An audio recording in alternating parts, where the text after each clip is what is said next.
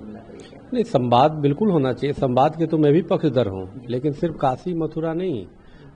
आप बात करो तो हमारे उतने सैकड़ों हजारों जो मंदिरों पे जो मुगलों ने तोड़ा बनाया और जिस पे अभी भी दूसरे लोग काबिज है, जिहादी मानसिकता के लोग, उस सभी पे बात होना चाहिए। ये दो पे क्या, और सबके निराकरण होना चाहिए एक साथ। और मैं तो इससे आगे बढ़ के कह रहा हूँ कि संसद को भी चाहिए था, आज़ादी के बाद तो सबने हिंदुओं का अनदेखा किया, कि एक ऐसे कानून भी बनाए जिससे जितने भी मुगल कालीन हमारे मंदिरों को तोड़ा गया वो सब हिंदुओं को सौंपा जाए।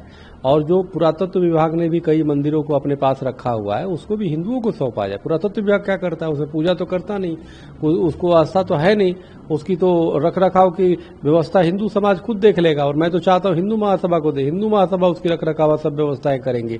तो इसलिए मेरा ये मानना है, मदनी साहब तो जो है उस समय भी थे जब राम मंदिर से सर्वोच्च न्यायालय ने कमेटी बनाई थी, मध्यस्थता कमेटी। चूंकि मैं पक्षकार था, मैं खुद ही उसमें था एक हिस्सा, तो उस समय तो ये लोग बात किए नहीं राम मंदिर में, निर्णय आया हिंदुओं के पक्ष में। अलग बात है 5 एकड़ जमीन उन्हें भी मिला। तो अब पूरी तरह से देश की जो मुगल कालीन जो मंदिरें हमारे जितने हैं, जो हजारों मंदिरों को तोड़ा गया, उन सब पे बात होनी चाहिए। और उस पे सिर्फ 2-3 मंदिरों से नहीं, ये तो लिंक तो रहेंगे ही, उस पे भी बात होना चाहिए और उसको भी देना चाहिए इनको आगे बढ़ के। करते हुए कहा कि बात सही है और हम इसको मानते हैं और आगे इस पर कदम भी उठाने चाहिए। क्या कहेंगे? देखिए, मोहन भागवत जी ने बहुत अच्छी बात कही है। मोहन भागवत जी ने देश की एकता के लिए बात की है। एक परिवार का जो अभिभावक होता, परिवार के मुखिया के रूप में बात की है। जो भारत में पैदा हुआ, वो हिंदू हो या मुसलमान, हमारा सबका डीएनए एक है। हमारी पूजा करने के तरीके अलग अलग हैं। कोई मंदिर में आरती करता है, कोई अजान देता है, लेकिन हम सब एक हैं, हमारा खून एक है। और महमूद मदनी साहब भी सनातनी है। देखिए, भारत में पैदा होने वाला हिंदू हो या मुसलमान, ईसाई हो या कोई पारसी, उनका डीएनए एक है। हमारी पूजा पद्धतियां अलग अलग हुई हैं, हमारा खून अलग नहीं हुआ है। इसलिए कोई मोहन भागवत जी की बात का समर्थन करो या समर्थन ना करो, इससे कोई फर्क नहीं पड़ता। हम सब एक हैं।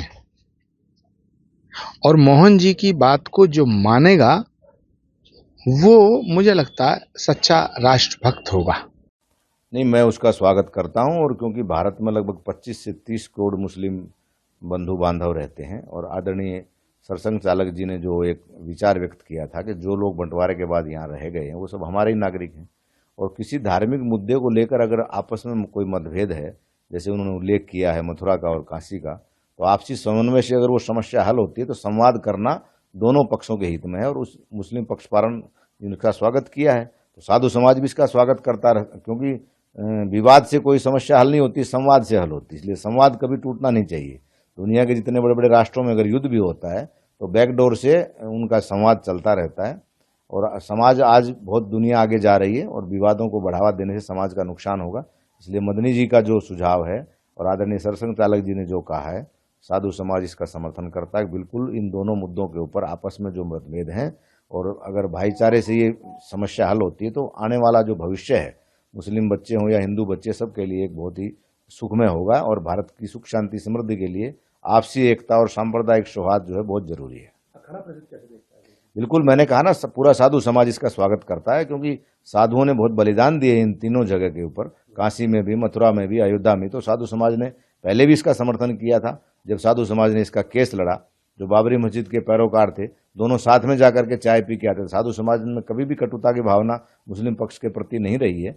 कुछ ऐसे लोग हैं जो अनाचार, दुराचार व्यवहार में कई बार ऐसी भाषा का प्रयोग करते हैं जिससे समाज में अशांति फैलती है। तो साधु समाज इसका स्वागत करता है। अवश्य आरएसएस के साथ में मुस्लिम संगठनों को बैठक करनी चाहिए, और जो भी विषय हैं जहां उनके मन में कोई शंकाएं हैं, तो समाधान तभी होगा जब हम संवाद करेंगे। तो पहले भी संघ प्रमुख ने जो है, हमारे आदरणीय सरसंघ चालक जी मोहन भागवत जी ने दिल्ली में मुस्लिम उलेमाओं के साथ में बहुत बड़ी बैठक की, जिसका देश में अच्छा संदेश गया। तो ये पूरी दुनिया में जो है लगभग 50 राष्ट्र हैं मुसलमानों के, तो सभी जगह भारत के हिंदुओं का सम्मान है। आज दुबई, शारजा, सब जगह मंदिर बन रहे हैं। तो आपसी जो सांप्रदायिक सौहार्द है तभी बढ़ेगा जब हम एक दूसरे के धर्म के आचरण और व्यवहार और धर्म स्थानों की पवित्रता का सम्मान रखेंगे। और इतिहास में कुछ पूर्वजों के द्वारा भूल हुई है, उसको अगर वर्तमान पीढ़ी सुधार करती है तो वो भारत के लिए भी अच्छा होगा।